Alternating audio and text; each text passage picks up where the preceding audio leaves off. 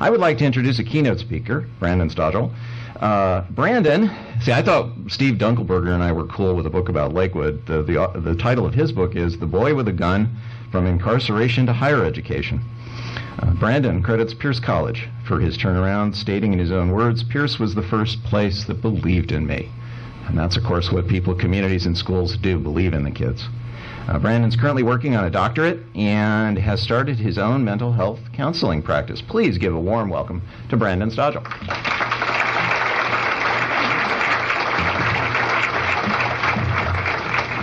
Good morning, everybody.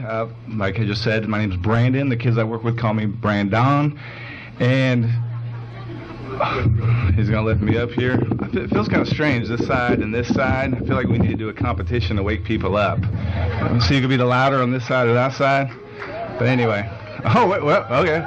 We can't do it. All right, and one more time. It's pretty loud for 8 in the morning right here. It's good times. Really good time. I give you guys a round of applause. You just woke me up. So there's a few things I wake up this early in the morning for, and that's for youth and for education and for the community that comes and supports youth and education.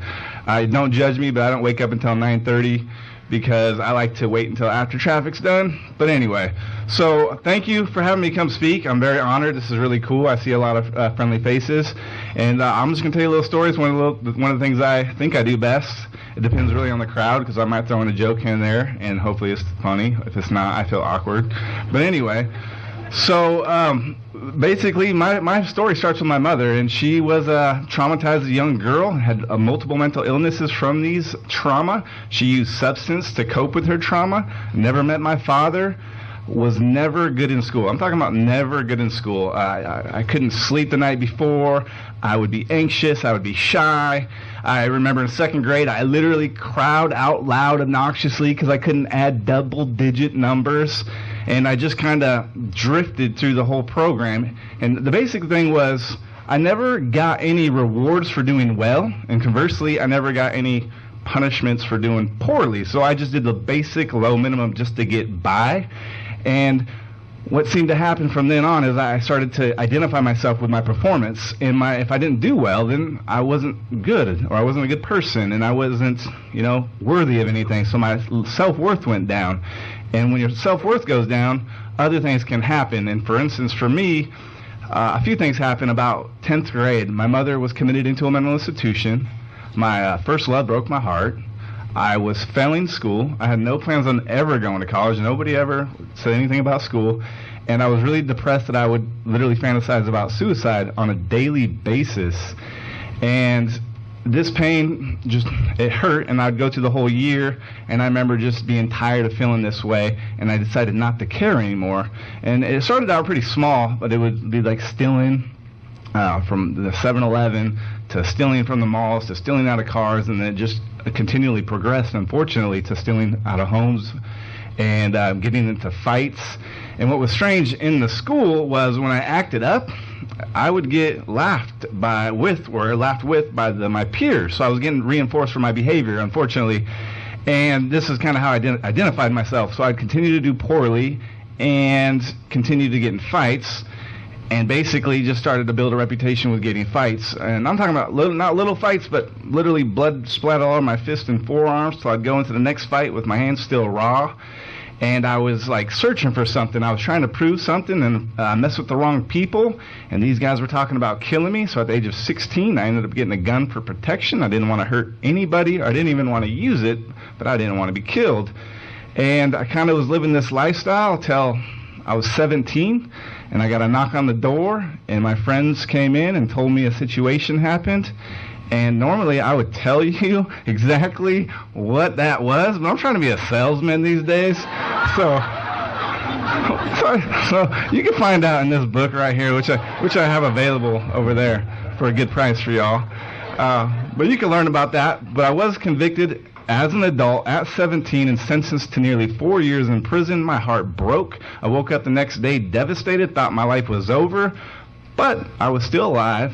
And I remember thinking, well, if I have one more chance, what can I change? And I was going to change everything. And one of those pieces was about education.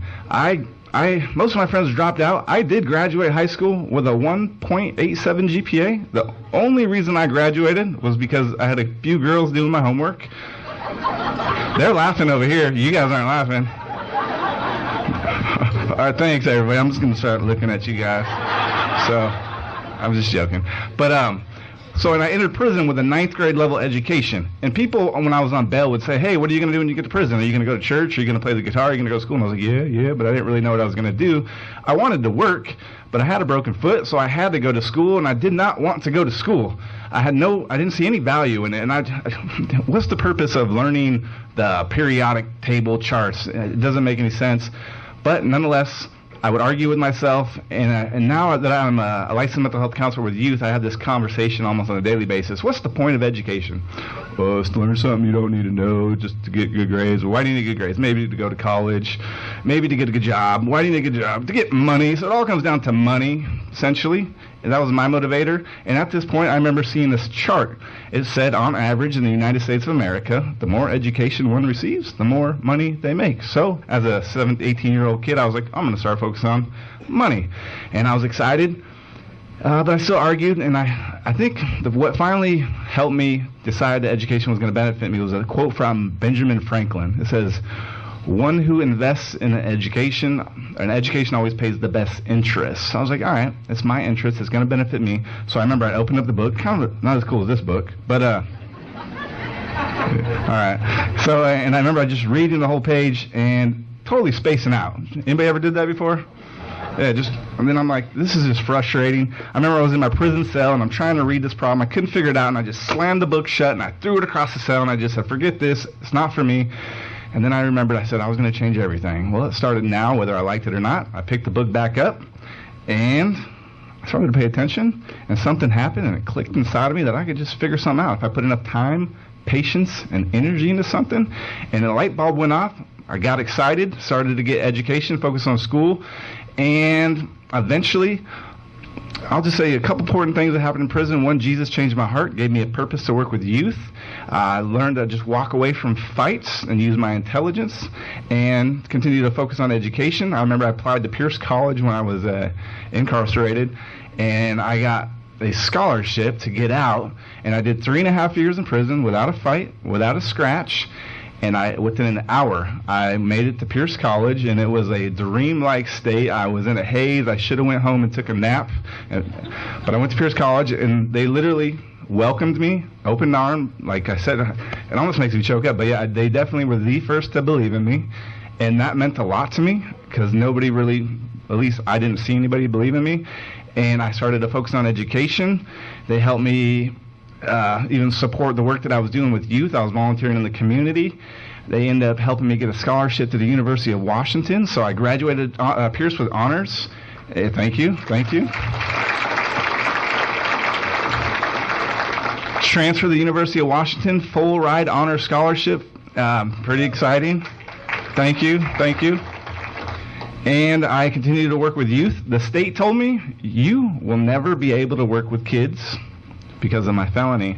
And I was like, yeah, okay, we'll see about that. I wasn't trying to be rebellious, but I was going to see, well, it really depends on the individual. And after about 1.5 years against the Assistant Attorney General, I proved that I had the integrity, the support from the community to work with youth.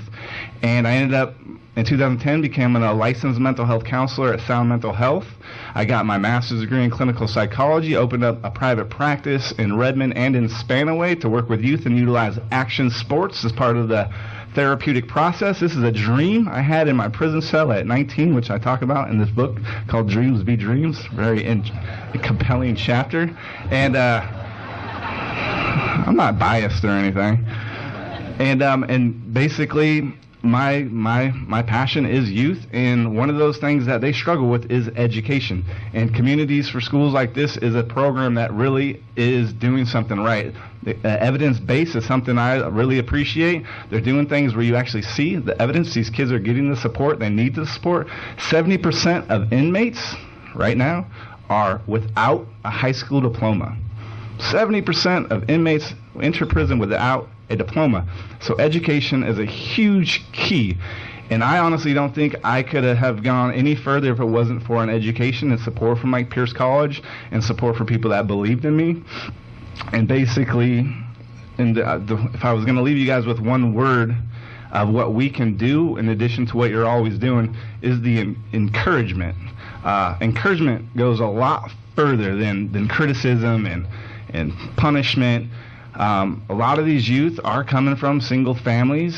80% of inmates grow up without both parents. It's another alarming. My title's from incarceration to higher education, so I do my statistics on prison stuff. So there's something missing, and it's going to take a community to pick up the slack, unfortunately, and it can work, and you all can be helpful, whether it's donating, whether it's volunteering, or whether it's just literally encouraging. And I'm just, again, happy to come here. Pierce College was literally, after I walked out of, literally took the boat across McNeil Island in 2003 and went straight into campus. I can tell you a bunch of funny jokes. Some of them are in this book. Am I doing a good job selling this? All right. It was one of the first talks I had to do of public speaking. I was all nervous. I remember I was choking up and crying. And from then on, I went on to speak for the Gates family, for Bill Cosby, and even on national radio with Dr. Drew Pinsky, who was basically my mentor. That was the one who really believed in this book and wanted to get it published. So, again, I just really am happy to be here with you guys. I really appreciate your support in the youth and community and in the education. And like Forrest Gump says, and I say this in the book too, that's all I got to say about that.